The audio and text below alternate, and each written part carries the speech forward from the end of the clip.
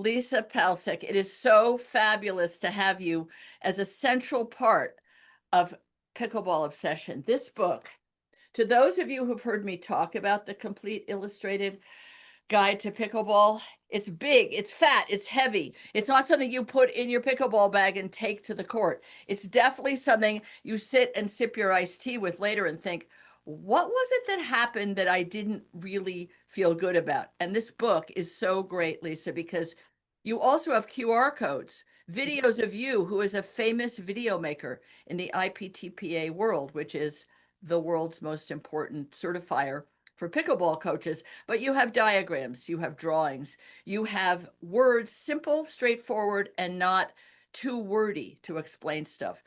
One of the things I'd like to talk about is the split step, which is something that maybe if someone's taken a clinic or a lesson, someone told them split step on your way, particularly from the baseline to the kitchen. But it's really about much more than that. And you cover it in many different ways in your book. So, how do you like to talk to clients, patients? It's hilarious. Patients, pickleball people that need I, a doctor. You're the pickleball I doctor. do think of myself as a pickleball doctor because Yes. I can fix your issues. Yeah. Yes, I like that. I think that's a really great way of putting it. But Yeah. this issue of court positioning and when, where, and how to stop before hitting is Sure. not well understood. No. When people first start playing pickleball, they're told by whoever they're taught, get to the net, get to the net. Right. Because if they didn't, most beginner players would be happy to hang back on the baseline, right? So you're yelled at to get to the net. And then what happens is for our 3-0 and typically 3-5 players, they're in such a rush to get to the net that they're not stopping and taking that split step when they need to. Now, the problem with that is if you're not taking a pause when your opponent is about to touch the ball and Mhm. you're still moving while they're hitting at you, then you're going to place the ball that comes to you in a poor strike zone, which is going to make you feel rushed and crowded. Now, we all know that to hit a good shot that's not a pop up, and also to hit a good shot that we actually have a plan for. When we approach, we want to keep the ball low. We want to put it at our opponent's feet. We want to put it somewhere where we're not going to get attacked. But if you're simply hitting your shot from the baseline and then just freight training it to the kitchen line without that pause and split step when your opponent goes to touch the ball, then that would be like, imagine if you were watching a baseball game and the batter had to run at the batter's box and then hit a good, you know what I mean? Like, That's great. I love that. Yeah, you don't stand at the bag and you get to swing your bat a little bit and wiggle your fanny and put your elbows in or out or whatever batters do. You yeah, just like me running and hitting. That's yeah, a really great analogy because everybody has played baseball or softball if they're right, American or if they're Dominican or whatever, some other right. Japanese. So everyone can understand that. Whereas if you've played tennis, a little bit opposite, and you were a top tennis player. Yeah. I was a pretty strong tennis player. I'm trying to get to that same level of competence and confidence and reliability and consistency in pickleball. But you have to unlearn the idea that in tennis, you're flowing forward, sideways, and backwards while hitting. You're Right. moving through your shot at a higher level of tennis. Quite the, your feet are moving through it with Well, your arm. so let me just clarify. So the pause and split step is so that you can see the ball coming off of your opponent's paddle so that you know how to react properly to put the ball in your strike zone. Now, there are some shots that you may be taking a step and moving through. Let's say I was hitting an offensive volley and I'm not quite at the kitchen line yet. Then Right? that's a shot that I might move through as I'm hitting. But the issue is that you need that split step just so that you can see the ball that's coming off your opponent's paddle. You can put the ball in your proper strike zone, and then you'll be able to accomplish the shot that you're trying to hit instead of just running through something where the ball ends up behind you. Now, here's the issue when you don't split step. If you are continually moving while your opponent's hitting and the ball ends up to your side or behind you, Yes. you no longer look at the ball that you're hitting. You're now looking forward at your opponent, and that ball is in a bad strike zone. So your paddle angle Yes. is not going to be correct, especially if you're trying to hit a drop shot or even a drive. That paddle and ball should be in front of you. So when Right. that paddle gets behind you, and again, you're no longer looking at your shot and looking up at your opponent, your ball's going to go where you're looking, which is right up in Right. the offensive strike zone of your opponent. So that's Uh, when you start to see a pickleball game that looks solely reactionary, where people are just swinging with no purpose, right? The yes. balls are just all up here.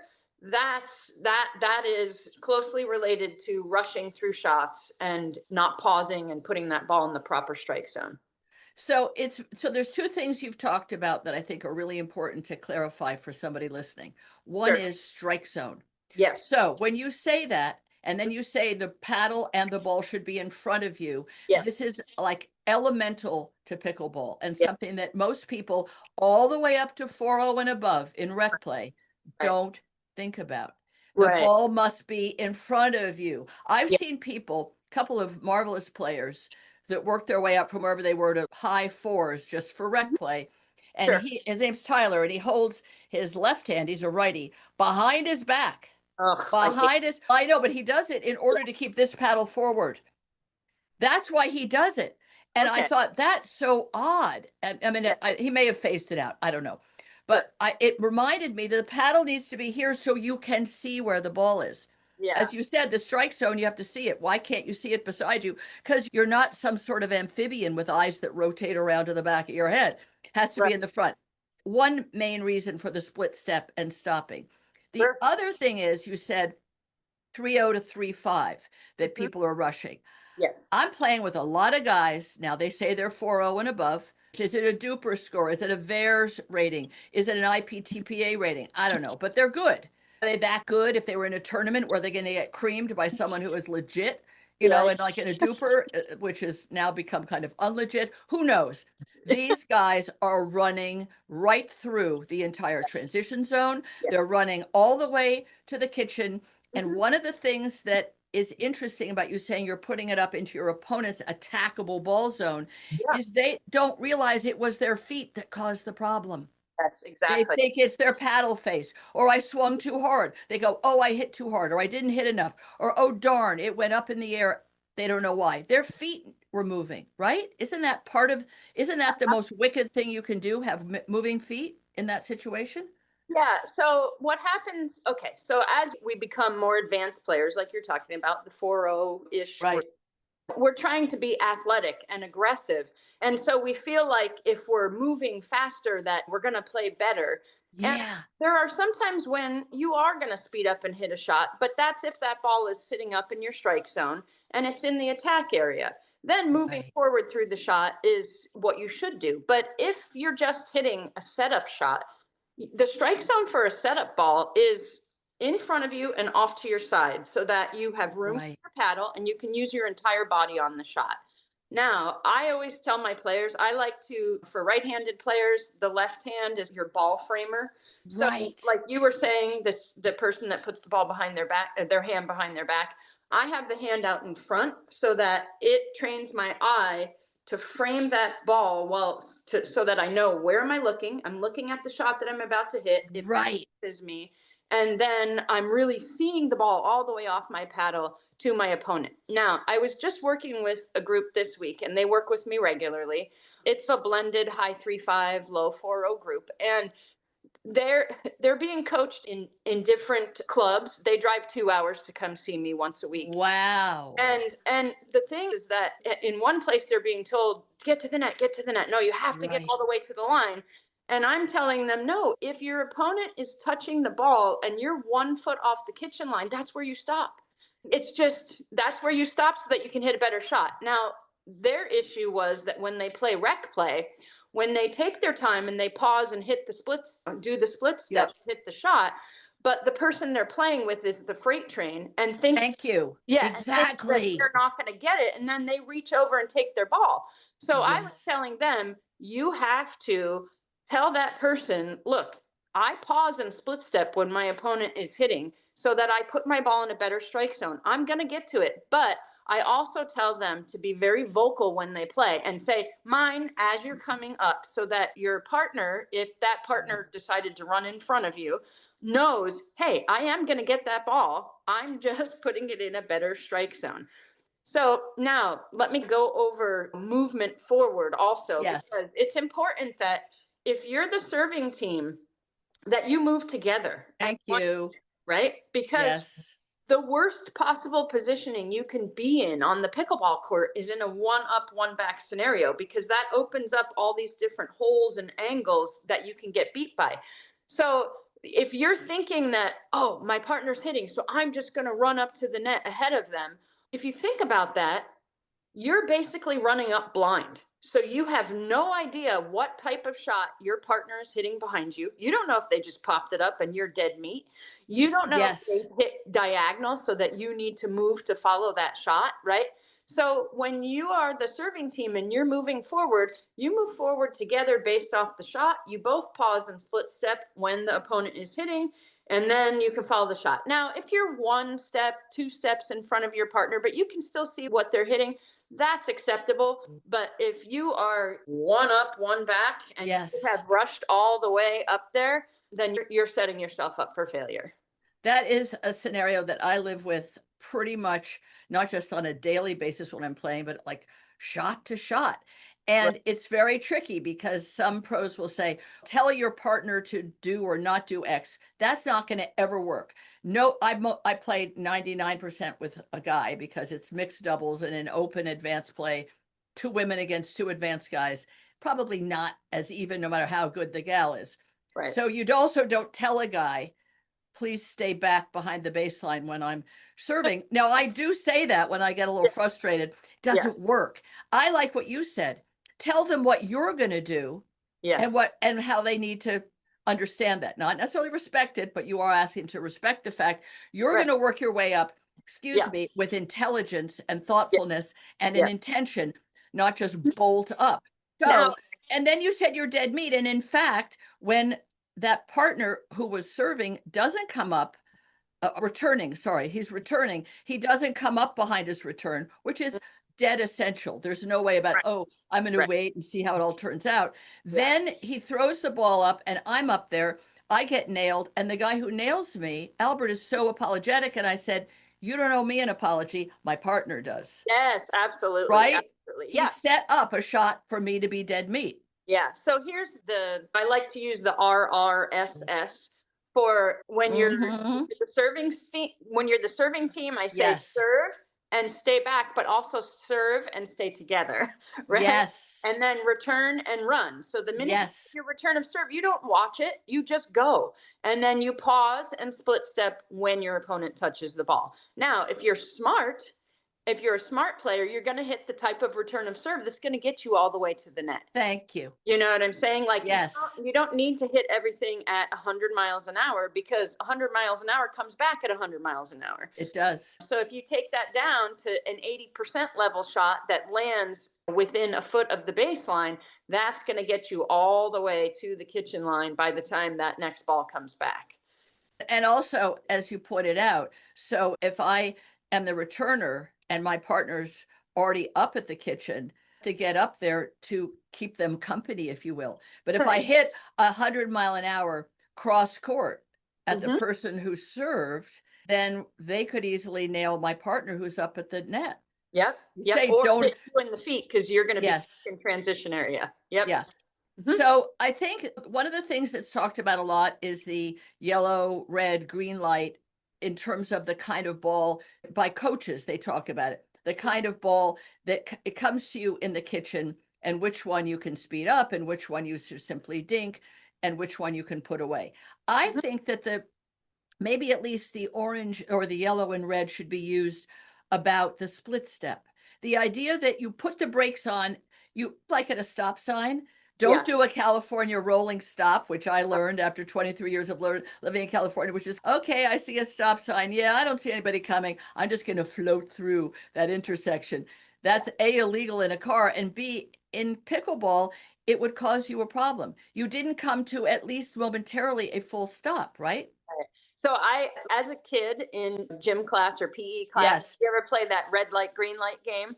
Right? So Oh, yeah, that's what I right. tell my players. It's just like that game, right? When you're going forward, green light, and the minute your opponent touches the ball, that's red light. That's when you stop. Yes, Just like yes. that game. Yeah, and you stop right then and there. Yes. Yep. And that forces you to focus on the ball, Coming because off since you your opponent's paddle. Yes. right, because Yep. that's your moment where the light turns red. I'm sorry, officer. What we used to call it, a pink light, that you drive through the yellow. No, you got to stop at the red light because a train is coming. Yep. And Yep. right, it's a railroad crossing, and the train is the ball coming at you. Blind yourself by not stopping. Yeah. And the other thing is, by not stopping, when the ball ends up slightly behind you or whatever, there's a bad chain reaction that then happens, Yes. because now you need to take a backswing to now hit that Yes. shot, right? And we shouldn't be taking backswings. The only time you should be taking a backswing is when you're at the baseline, right? When you're at the Yes. baseline, you can take a backswing. But as you come forward, the reason why you want to keep that ball and paddle in front of you is because the ball will then come on your opponent sooner. You're hitting the ball in a better strike zone so that you can actually accomplish the shot that you want. And you can watch the ball off your opponent's paddle and off your paddle when you're hitting. So it's like a good chain reaction when you do this pause and split step. It's a bad chain reaction when you don't. So if anybody at a high, intermediate, or advanced level does this motion Mm-hmm. after they've set up a bad chain reaction, they go, that was me. That was on me. My Okay. bad.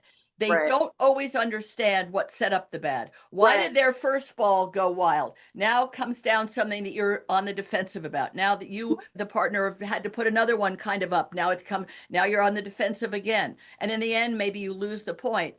So the Yeah. partner says, my bad, as if that's going to solve it. But what Right. was the bad was they didn't stop before Right. hitting. So Right. they were so overeager, they Right. put the ball up. And again, being a chain reaction, no Yeah. one really stopped to think what started it. Now, I want to point one other thing out, because this is an issue that happens in pickleball, and that is because we get so used to playing at the kitchen line, we get used to having a straight body, okay? So Right. when you do pause and take that split step, you want to be facing the ball with your toes and your paddle on the other side of the court. So if the ball's diagonal to you, when you take your pause is facing the ball, right? So you're at a slight diagonal, okay? Right. If it's coming, especially if it's coming cross court, which it Right, would exactly. be. Exactly. So you want your paws to be stopped and facing the ball. But Right. now, when you go to hit the ball, we get so used to having a straight body when we're hitting, because we're so used to Oh, hitting a kitchen yeah. line. But you don't want a straight body when you're hitting a shot. There's no shot that's going to be better because you have a straight body. So depending if you're hitting your forehand or your backhand, or if you're being slammed at, you're going to either take a tiny step with your right foot, with your left foot. You're going to shift your hips a little bit, Right. because you have to make room for your paddle and be able to hit a mechanically proper shot. Yes. So don't think that when you're up at that kitchen line and you learn to contort your body in all sorts of ways, you don't need to do that. When you're further back on the court, you don't need to contort your body. You can step. Right. That's So, a great point. yes, you can step with your shot as you're hitting your shot. And in fact, one of the things people are taught or learn early on is, when you're at the kitchen, be square to the net, which Mhm. isn't even entirely true because of the Right. hips. We could do a whole episode on hips. The Oh, yeah, hips having so much mechanical absolutely. influence on where a shot goes and how a shot goes. Yep. But this is really great. The Yeah. split step is something to embrace. So, guys, when you're playing with me, I'm now going to say mine if I'm working my way in. Okay, I'm going to say it so that you don't do a major poach because you don't think I'm there yet because I've paused. And now what happens? You get burned on the other side of you, which happens all the time. Yeah. When they do that, and I can see now why they're doing it. They think, where is she? I'm coming. I'll get there. Give me a second. Got a split step on the way in.